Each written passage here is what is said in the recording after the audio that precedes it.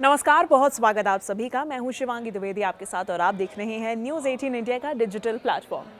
बात कर रहे हैं सीएनजी प्राइसेस की। देखिए, मुंबई में सीएनजी की कीमत में 2 रुपए प्रति किलो की बढ़ोतरी हुई है, जो आम लोगों के लिए महंगाई का नया झटका है। तो चलिए अब हम सरल भाषा में आपको समझाते हैं कि क्या इसके कारण रहे हैं, इसका असर क्या होगा और भविष्य की संभावनाएं इसमें क्या रहेंगी। तो चलिए अब बात करेंगे मुंबई की एक बड़ी खबर की। सीएनजी की कीमत में 2 रुपए प्रति किलो की बढ़ोतरी हुई है। जी हाँ, महानगर गैस लिमिटेड ने 14 मई 2024 की आधी रात से सीएनजी की कीमत 84 रुपए प्रति किलो कर दी है।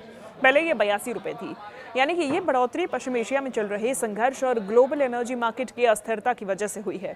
ऑटो रिक्शा चालक, टैक्सी ड्राइवर, आम मुसाफिरों पर इसका सीधा असर पड़ेगा। अमूल मदर डेयरी के दूध की कीमत बढ़ने के बाद अब गैस का नंबर आया है। तो अब देखिए, ये आप स्टेप बाय स्टेप समझिए कि आखिर ये बढ़ोतरी हुई क्यों, कितना खर्च आपका बढ़ जाएगा और आपके लिए क्या उपाय हो सकते हैं। अब देखिए, बदला क्या है, सबसे पहले ये समझिए। मुंबई मेट्रोपॉलिटन रीजन में सीएनजी की नई कीमत 84 रुपए प्रति किलो हो गई है। ये बढ़ोतरी 13 मई 2026 को घोषित हुई और 14 मई आधी रात से लागू हो गई। महानगर गैस लिमिटेड यानी कि एमजीएल के अधिकारी ने कहा कि इनपुट कॉस्ट बढ़ने से ये कदम उठाना पड़ा है। घरेलू पाइप्ड गैस यानी कि पीएनजी की कीमत अभी 50 रुपए प्रति यूनिट ही है, कोई इसमें बदलाव नहीं है। पहले भी ऐसी बढ़ोतरी हुई है, 2024 में 2 रुपए, 2025 में 1.5 रुपए, लेकिन इस बार ग्लोबल टेंशन ने कीमतें चढ़ाई हैं। अब बढ़ोतरी के कारण क्या है? देखिए, सीएनजी कीमत आखिर बढ़ी क्यों, सवाल उठना लाजमी है। मुख्य वजह वेस्ट एशिया का संघर्ष। वहाँ तनाव से क्रूड ऑयल और गैस की सप्लाई प्रभावित हो रही है। भारत गैस का बड़ा इंपोर्टर है, अब इसीलिए कॉस्ट बढ़ गई है। दूसरा यह है कि डॉलर के मुकाबले रुपया कमज़ोर है। एक्सचेंज रेट अगर बढ़ा तो आयात महंगा हो गया है। घरेलू गैस प्राइस भी ऊपर चढ़ गए हैं। एमजीएल को प्रोक्योरमेंट कॉस्ट ज़्यादा चुकानी पड़ रही है। और तीसरी वजह है ग्लोबल रिसेप्शन, यानी कि जो ग्लोबल मार्केट का है उसका डिसरप्शन। एलएनजी की कीमतें आसमान छू रही हैं। मुंबई जैसे शहर जहां सीएनजी पर 50 लाख से ज़्यादा वाहन चलते हैं, वहां असर इसका सीधा देखा गया है।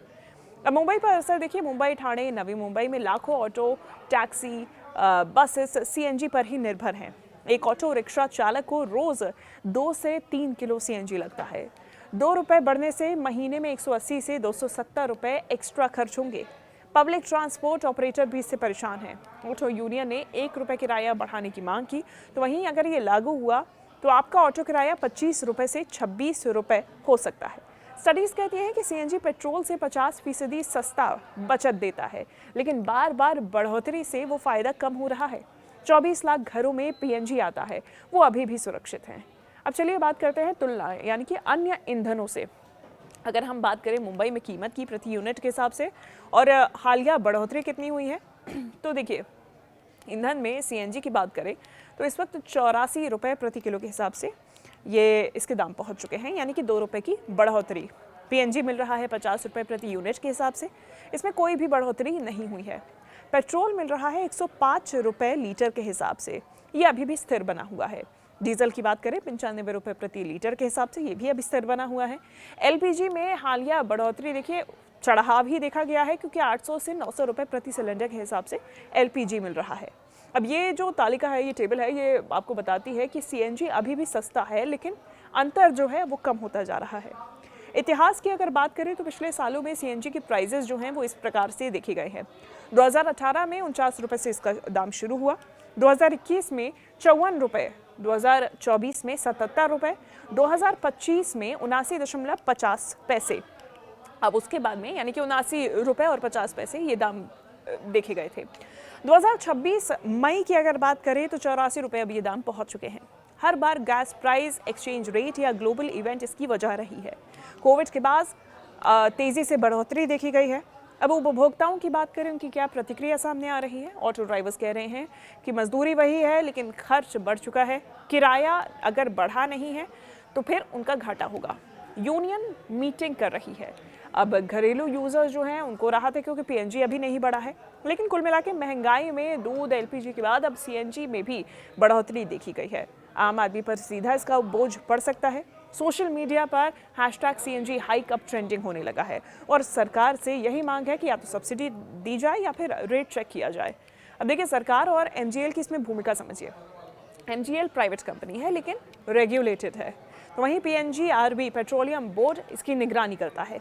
वो कहते हैं कि मार्केट बेस्ड ही प्राइसिंग रहती है। केंद्र सरकार गैस प्रोडक्शन बढ़ा रही है, ONGC रिलायंस से ज़्यादा सप्लाई भी है, लेकिन इंपोर्ट पर निर्भरता अभी भी 50% तक है। यानी कि महाराष्ट्र सरकार ट्रांसपोर्ट फेयर रिव्यू कर सकती है, लेकिन इसका भविष्य क्या? शॉर्ट टर्म में देखा जाए तो कीमतें ऊंची ही रहेंगी। वेस्ट एशिया शांत अगर रहता है तो फिर राहत की बात है, लेकिन अगर लॉन्ग टर्म देखा जाए तो इलेक्ट्रिक वाहन बढ़े तो CNG डिमांड कम हो सकती है, लेकिन अभी भी EV चार्जिंग महंगी है। कुल मिला के आपके लिए सलाह यही है कि आप कारपूलिंग करें, मीट्रिक चेक कर रखें और गवर्नमेंट स्कीम जैसे कि उदय योजना फॉलो करें।